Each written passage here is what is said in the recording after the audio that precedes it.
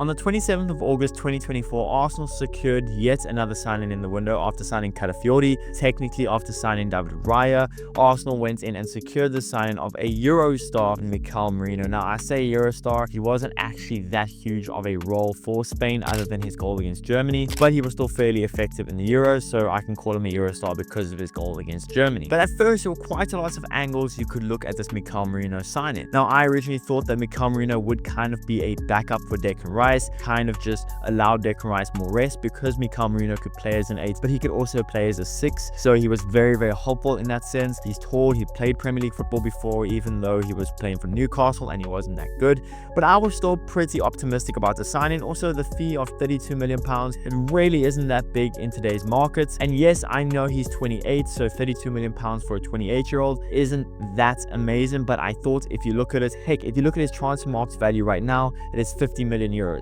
so technically it was a really good signing from us. He wanted to move, he played well in the Euros, he's been very good for Real Sociedad over the past couple of seasons. I was kind of all for this move, although I did have some skepticism about his actual role because I know he wasn't going to be starting over Thomas Partey if Partey was fit, and he wasn't going to be starting over Declan Rice if Declan Rice was fit, and as of right now that kind of rings true. But in today's video, I want to kind of assess how he has been for Arsenal. Has he really been as effective as a lot of Arsenal fans are saying? Where are his weaknesses? What is his role going to be for the rest of the season? Well, that's what we'll be talking about today. So what's going on, everyone? You are listening to Gunner Central here. I hope you're all doing well. Please be sure to like the video, subscribe if you guys haven't already, and let's get into it. Now, in almost typical Arsenal fashion this season, with our unluckiness of injuries, almost the moment that Mikel Merino joins Arsenal, he has a shoulder injury, I believe dislocating his shoulder or just bruising his shoulder bone, and that kept him out for a couple of weeks. That was less than ideal. I mean, I say a couple of weeks, he actually missed 6 games for Arsenal through the shoulder injury, including a whole international break for Spain. So I say it was a few weeks, but it was quite a lengthy spell out, and it was at a time where we were kind of playing well. I mean, we had a draw against Brighton, we had a win against Spurs,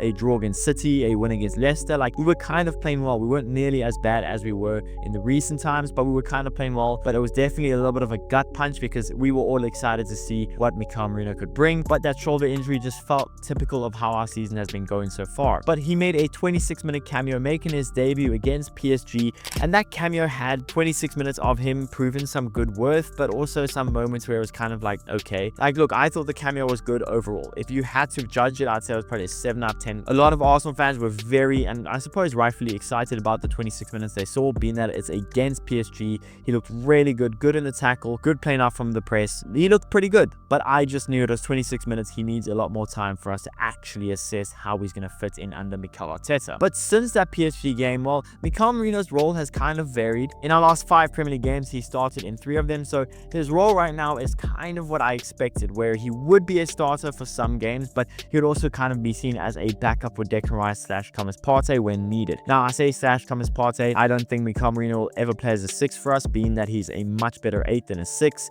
even though he can play as a 6 if we absolutely need it, which is good versatility to have. I think Mikel Merino's best position is on the left-hand side of our midfield as that 8, that kind of Granit Xhaka role, kind of where Declan Rice is playing right now. But how has he helped us? In the games that he's played, 441 minutes for Arsenal, it's not a lot, but in that size, it's enough to look at how he's helped us. Well, I think there's some things he has definitely brought. I think his tackling is pretty good, despite him coming from a quote-unquote weaker league in terms of physically weaker. In La Liga, his tackling seems pretty good. His physicality at times can be quite bad. He sometimes lacks a little bit of awareness, but I think on the ball he's really good. He turns really well as the 8. He helps with some good progressive passes. He has a really good knack for finding himself in the box where he could score. Now, he doesn't take his chances like you'd expect or like you'd hope. I mean, you think about that one Chelsea miss where he was so close to getting his foot to the ball, but he did have a really good goal against Liverpool, a really good header, and that's one thing I really like about it. That kind of reminds me of when Granit Xhaka played for us and how good he is at arriving in the box and giving himself a scoring opportunity. Even though he isn't as clinical as you'd like, it is kind of refreshing to see, because last season we struggled with that position because Declan Rice is really good, a really good carrier of the ball, but he's not quite as good as someone like Mikel Merino or even Granit Xhaka at arriving in the box. So it's been really good to see in this 441 minutes that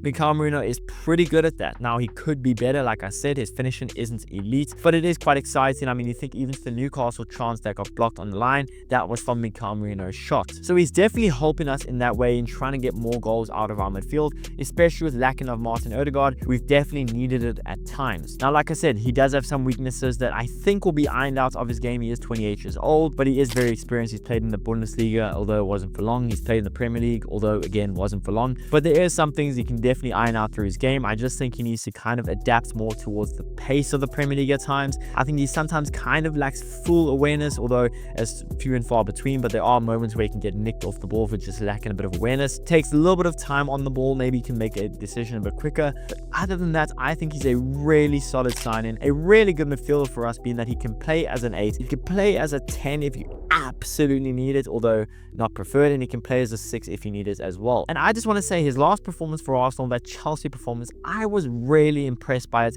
I thought he kind of added a new spark to the team. We kind of needed that spark in the midfield when he came on, and I thought he provided very well. Now, we did only play 20 minutes against Chelsea, but I still thought those 20 minutes were very impressive. Again, he had an opportunity where he almost scored, but it was also his first time playing alongside Martin Odegaard for Arsenal. Of course, he's done it with Real Sociedad, and I thought their connection looked very good. I love how Mikel Merino can receive the ball on the turn, and he can take risks. He can progress the ball quite well, and again, I love how he can just run into the box kind of unmarked at times and almost give himself a scoring opportunity. And I think eventually those two opportunities will end up as goals, so it won't surprise me if he ends off the season with like something like 7 or 8 goals in the Premier League, because of how good he is at arriving in the box and giving himself an opportunity to score. I really think Odegaard being back is also going to help Mikel Merino and help his game, because it's going to allow now 2 players, as in Mikel Merino and Martin Odegaard, to be very good, because they're both very good at progressive passing. But then you think about our 6 and Thomas Partey, and he's even an elite progressive passer. So in a midfield of Partey, Odegaard, Merino, that's going to be a lot of good progressive passing.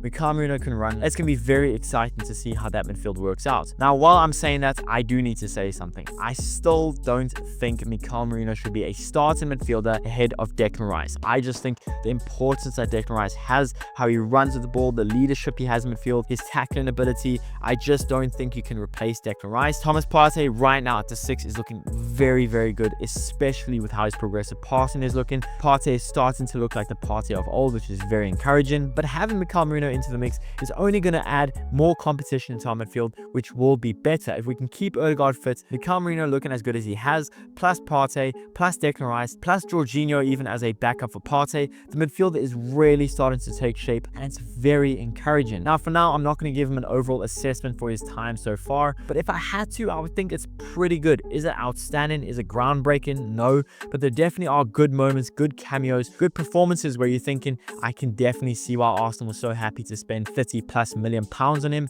because he brings so much, plus the experience that he has. I really think Mikel Merino has been good, and if we allow his role to kind of just be a guy who is pushing Thomas Partey, pushing Declan Rice, I think it's going to be very exciting for the future. And now with Martin Odegaard being fit, I'm quite confident that our midfield will look elite again. I'm loving the signing of Mikel Merino, although I still don't think he should be a starter just yet.